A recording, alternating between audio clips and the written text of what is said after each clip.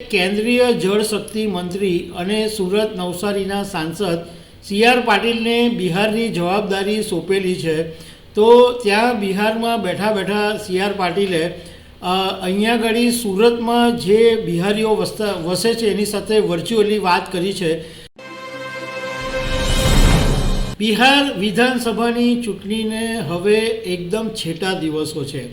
6 નવેમ્બરે પ્રથમ તબક્કાનું મતદાન, બીજા તબક્કાનું 11 નવેમ્બર અને 14 નવેમ્બરે પરિણામ। એટલે એમ કહી શકાય કે 12 દિવસની અંદર બિહારમાં હવે કોની સરકાર બનશે, કોણ મુખ્યમંત્રી બનશે એ બધી ખબર પડી જશે।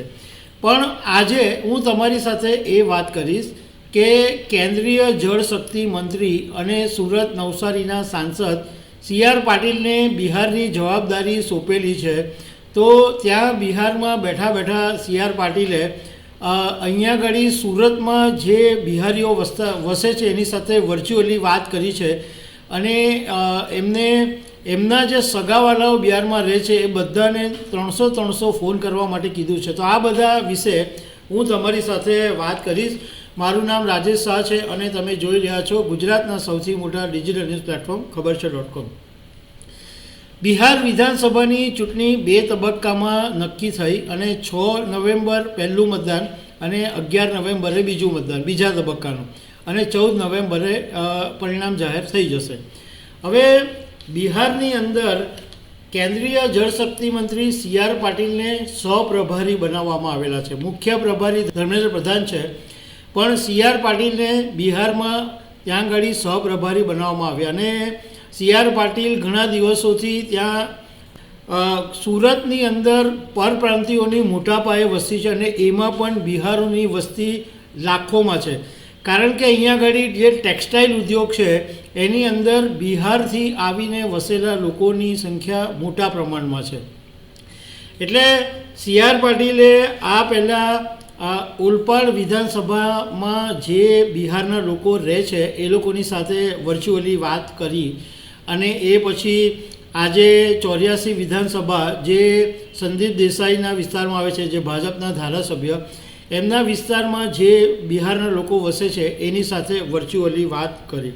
આમાં એક વાત ચર્ચાનો વિષય એ બની કે સી.આર. પાટીલે આ આખા વર્ચ્યુઅલી જ્યારે બિહારના લોકો સાથે વાત કરી ત્યારે એવું કીધું કે તમે ભલે લગ્નની અંદર જાતિ જુઓ તો ચાલશે, પરંતુ જ્યારે મતદાન કરવા જાઓ ત્યારે મહેરબાની કરીને જાતિ નહીં જોતા અને જે લોકો બિહારના અહીંયા વસેલા છે અને એમના સ્વજનો, એમના પરિવારજનો, એમના મિત્ર વર્તુળ જે બિહારમાં રહે છે એ બધા માટે સી.આર. પાટીલે એવું કીધું કે તમે સુરતથી બેઠા બેઠા તમારા પરિવારો, મિત્રો, સંબંધીઓ જે ઓળખીતા પાળખીતા હોય બધાને 300 ફોન ઘુમાવજો અને એમને ભાજપને મત આપવા માટે કહેજો। એમણે બિહારના લોકોના વખાણ બી કરી નાખ્યા કે તમે જે કહેવા છો કે જે કીર્તિમાન તમે સ્થાપિત કરી છે, તમારી મજબૂરી હતી એટલે તમારે બિહાર છોડીને ગુજરાત આવવું પડ્યું, કારણ કે એ વખતે જંગલ રાજ હતું અને તમે આજે દેશભરની અંદર કીર્તિમાન સ્થાપિત કર્યું છે અને બિહારવાળાએ જે કામ કર્યું છે એ બીજા મતલબમાં બહુ જ અનન્ય કામ છે। અને સાથે સાથે એમણે એવું પણ કીધું કે બિહારના લોકો પણ હવે એવું ઈચ્છે છે કે બિહાર વિકાસ પામે, કારણ કે બિહારના લોકોએ જોયું છે કે પ્રધાનમંત્રી નરેન્દ્ર મોદીએ આખા દેશની અંદર કેવી રીતના વિકાસ કર્યો। જોકે નવાઈની વાત એ છે કે સી.આર. પાટીલ એવું કહે છે કે બિહારના લોકો વિકાસ ઈચ્છે છે। તો આમ જોવા જઈએ તો 20 વર્ષથી નીતિશ કુમારનું જ રાજ છે અને નીતિશ કુમાર એનડીએની પાર્ટીનો જ એક ભાગ છે।